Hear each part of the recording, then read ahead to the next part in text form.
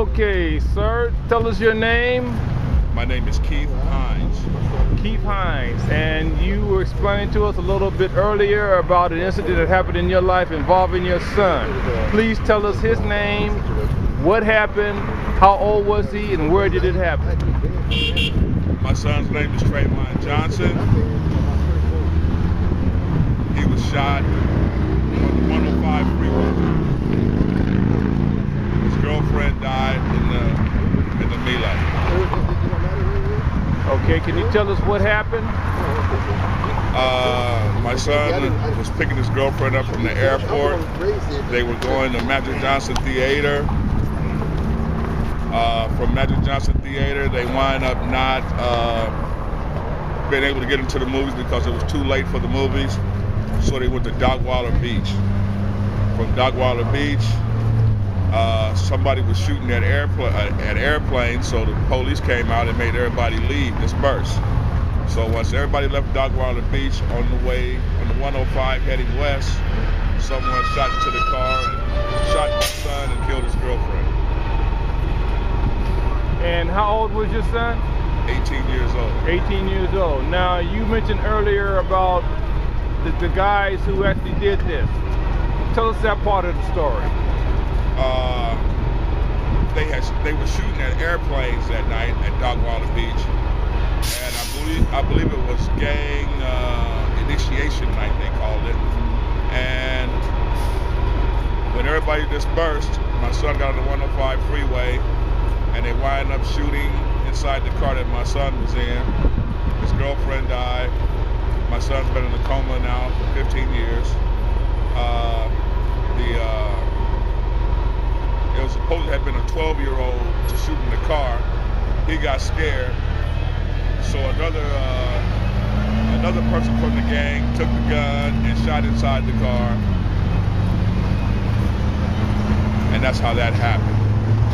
Okay, now you mentioned earlier too that these people were apprehended. Tell us that part of the story. Okay, they were apprehended because of my son's girlfriend was in the military.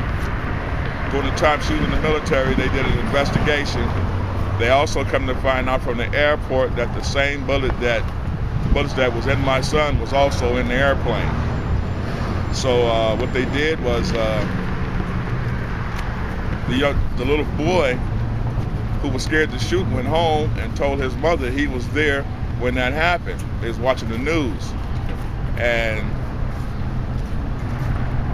his mother wind up calling the police, telling the police that her son was there when the incident happened, and the little boy is the one that told the story, and that's how the young man got caught who did the shooting. Okay, now you said your son has been in a coma for 15 years. That's correct. Is there anything more you want to say about that? We have enough black young men dying already. We're beginning to be extinct, seems to me. We need to try to do something different than gang banging. Families are losing family members every day for unnecessary stuff.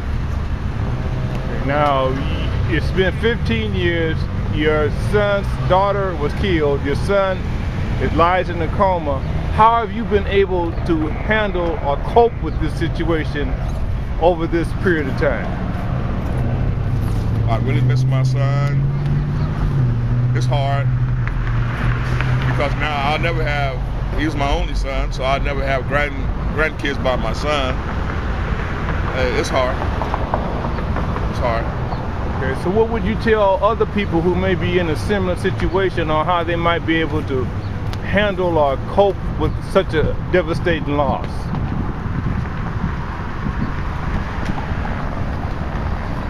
That answer for me right now is hard to answer because I'm still trying to deal and cope after 15 years with my son's situation. Has anybody approached you with to offer any type of help or any kind of thing that might help and make it easier for you? No. Okay, and the guys who did this, you said were apprehended, and they are doing, what's the story with them? They're in prison. They're in prison for life. For life. Okay. Is there anything else in closing that you would like to add? Stop the violence.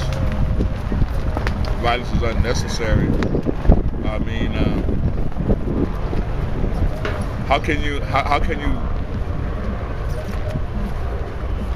even neighborhood? A child can't help what neighborhood they was born and raised in. So I don't understand how you claiming these streets that was here before your parents. I can't understand it. Okay, thank you, sir, very much for your interview.